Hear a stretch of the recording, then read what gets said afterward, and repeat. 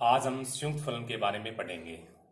जो कक्षा 12 की पहली प्रश्नमाला है, इस प्रश्नमाला में से ये जो प्रश्नमाला है वो 3 अंक की आती है और 3 अंक में से 2 क्वेश्चन पूछे जाते हैं। एक 1 नंबर का क्वेश्चन पूछा जाता है, एक 2 नंबर का क्वेश्चन पूछा जाता है। तो संयुक्त फलन का अध्ययन करने से पहले अपन संयुक्त फलन से संबंधित कुछ महत्वपूर्ण बातों के बारे में अध्ययन करते हैं, जिसका अध्ययन हमने कक्षा 11 में कर लिया है।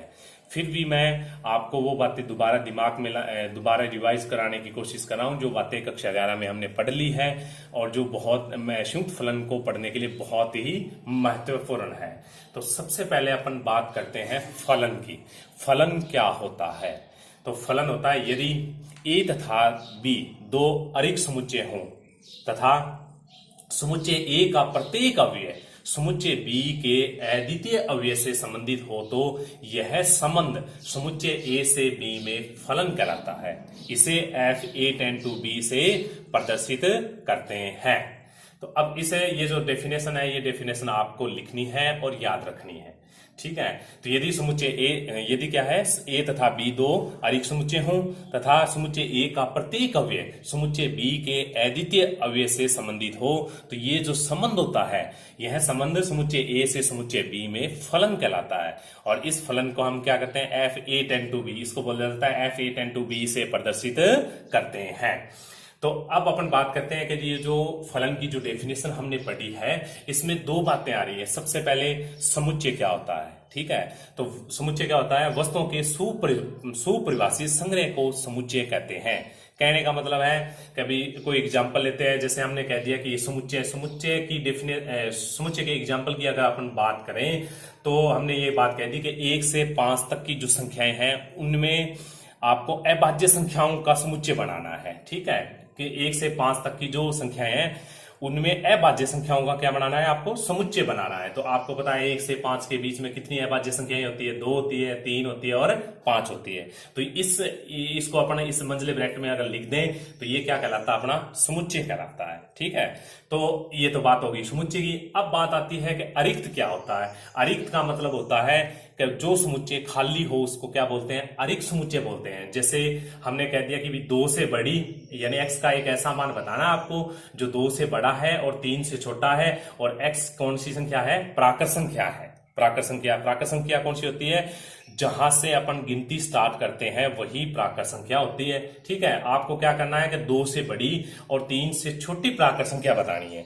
तो 2 से बड़ी और 3 से छोटी अगर कोई प्राकृत संख्या है ही नहीं तो इसका मतलब ये जो दिया गया संबंध है, इस संबंध के द्वारा हम कोई समुच्चय बनाए तो वो समुच्चय क्या होता है? रिक्त समुच्चय होता है, ठीक है। इस समुच्चय में कोई भी संख्या नहीं आती है, ठीक है। तो अरिक्त समुच्चय कौन सा होता है? वह समुच्चय जो खाली हो उसको अरिक्त समुच्चय बोलते हैं। अब समुच्चय क्या होता है? वस्तुओं के सुपरिभाषित संग्रह को क्या बोलते हैं? अपने समुच्चय कहते हैं, ठीक है। तो ये बात भी समझ में आ गई। अब अपन दोबारा फलन की बात करें तो फलन क्या होता है कि यदि ए तथा बी 2 अरिक्त समुच्चय का आपका समझ में आ गई कि अभी ए कोई समुच्चय है और बी कोई समुच्चय है, यानी ए में कुछ संख्याएं मान लेते हैं, बी में कुछ संख्याएं हैं। और अरिक्त का मतलब क्या है? ए और बी दोनों के दोनों क्या नहीं है? खाली नहीं है। तथा समुच्चय ए का प्रत्येक अवयव समुच्चय बी के अद्वितीय अवयव से, अब अद्वितीय की अगर बात करें, अद्वितीय का मतलब होता है केवल और केवल एक ही अवयव से संबंध रखे, ठीक है। केवल और केवल एक ही अवयव से संबंध रखना चाहिए। तो यह जो संबंध होता है वो समुच्चय ए से बी में फलन कहलाता है। इसे F(a) टेंड टू बी से प्रदर्शित करते हैं।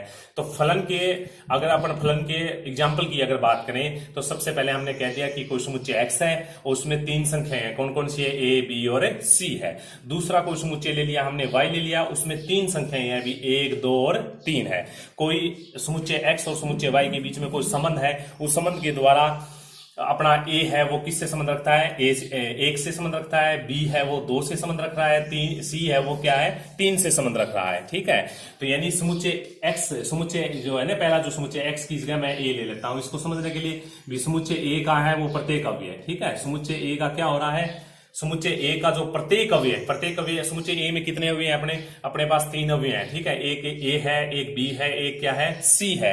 तो समुच्चय ए का प्रत्येक अवयव समुच्चय बी के अद्वितीय का मतलब समुच्चय बी के केवल और केवल एक ही अवयव से संबंध रख रहा है। इसका मतलब ये अपना क्या है? एक फलन है, ठीक है, क्योंकि समुच्चय ए में कितने अवयव हैं, 3 ही अवयव हैं, और समुच्चय ए का प्रत्येक अवयव है वो समुच्चय बी के केवल और केवल एक ही अवयव से संबंध रख रहा है। यानी ए अपना ए है वो किससे 1 से संबंध रख रहा है, बी है अपना किससे 2 से संबंध रख रहा है, और सी किससे संबंध रख रहा है, 3 से। यानी समुच्चय ए का प्रत्येक अवयव समुच्चय बी के केवल और केवल एक ही अवयव से संबंध रख रहा है। इसका मतलब क्या है, ये एक फलन है। अब एग्जाम्पल नंबर 2 की बात करें अपन, तो एग्जाम्पल नंबर 2 में ये ए समुच्चय है, ये अपना कौन है, बी समुच्चय है। ठीक है, तो ये ए समुच्चय, ये बी समुच्चय है। में ए में अवयव की संख्या वही 3 है, कितनी है, ए बी और सी। ये ए समुच्चय ए के अवयव है, 1 2 3 ये क्या है, समुच्चय बी के अवयव है। अब आपको पता ये करना है कि ये जो संबंध जो हमने बनाया है इन दो समुच्चयों के बीच में, ये एक फलन है या नहीं है। तो इसका पता करने के लिए अपने को पता है डेफिनेशन क्या कहती है। सबसे पहले तो ए तथा बी दो समुच्चय है वो क्या होने चाहिए, अरिक्त होने चाहिए। तो दोनों के दोनों अरिक्त हैं। ठीक है, इसमें कुछ ना कुछ अवयव हैं। और फिर क्या होता है कि समुच्चय ए का प्रत्येक अवयव, अब अपन प्रत्येक अवयव की बात करें तो ए किससे संबंध रख रहा है, अपना ए 1 से संबंध रख रहा है, यानी एक है वो 1 से संबंध रख रहा है। फिर बी है वो भी 1 से संबंध रख रहा है, सी भी क्या कर रहा है, 1 से संबंध रख रहा है। इसका मतलब ये भी क्या है, एक फलन है। क्यों फलन है कि समुच्चय ए का प्रत्येक अवयव संबंध रख रहा है, समुच्चय ए का तो प्रत्येक अवयव संबंध रख रहा है, और समुच्चय ए का प्रत्येक अवयव बी के कितने अवयव से संबंध रख रहा है, केवल और केवल एक ही अवयव से संबंध रख रहा है। यानी ए है वो कितने अवयव से संबंध रख रहा है, 1 से ही रख रहा है। ठीक है, और बी भी क्या रख रहा है, एक ही अवयव से संबंध रख रहा है, और सी भी क्या कर रहा है, एक ही अवयव से संबंध रख रहा है। इसका मतलब क्या है कि ए से बी के बीच में ये क्या है, ये एक फलन है। ठीक है, इसी प्रकार अपन एग्जांपल नंबर 3 की अगर बात करें तो इसमें हमने कह दिया कि कोई समुच्चय x है, कोई समुच्चय अपना y है। ठीक है, तो समुच्चय x में है, 3 नंबर एग्जांपल की अगर बात करें इसमें, तो एक समुच्चय x है, दूसरा समुच्चय अपना y है। ठीक है, तो x में कितने अवयव हैं, अपने 3 अवयव हैं, a b और c, और y में कितने अवयव हैं, 1 2 3, 3 ही अवयव इसमें, 3 ही अवयव इसमें है। ठीक है, तो दोनों के दोनों एक समुच्चय हैं। अब x का प्रत्येक अवयव, फलन की डेफिनेशन क्या कहती है कि समुच्चय a का प्रत्येक अवयव, यानी जो पहला जो इस समुच्चय की बात करें इसका प्रत्येक अवयव, और इस अवयव के नहीं दूसरे नहीं इस समुच्चय का प्रत्येक अवयव इस समुच्चय के केवल और केवल अद्वितीय अवयव से संबंध रखना, केवल और केवल एक ही अवयव से संबंध रखना चाहिए। तो इसमें क्या है कि इसका प्रत्येक अवयव की बात आ रही है। ठीक है, तो इसका प्रत्येक अवयव इससे संबंध नहीं रख रहा है। प्रत्येक अवयव देखिए ये किसी से संबंध नहीं रख रहा है, जो सी जो है अपना किसी से संबंध नहीं रख रहा है। इसका मतलब ये क्या नहीं है, फलन नहीं है। ठीक है, अब चौथे एग्जाम्पल की अगर बात करें तो वही बात है कि ये एक समुच्चय x है और दूसरा समुच्चय अपना क्या है, y है।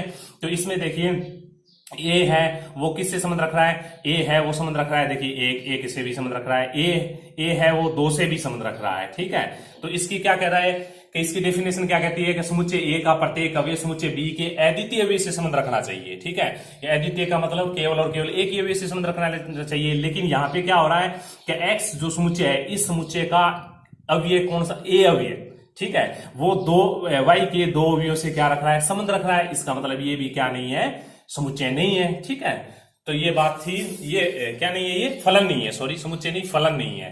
ठीक है, तो अब क्या है कि फलन को किस प्रकार से निरूपित किया जाता है, इस प्रकार से निरूपित किया जाता है कि f(x) टेंड टू y।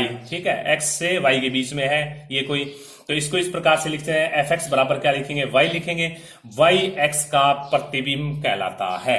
ठीक है, y x का प्रतिबिंब कहलाता है। तो ये आपको बात याद रखनी है और समझनी है। ठीक है, आप अपन आगे बात करते हैं।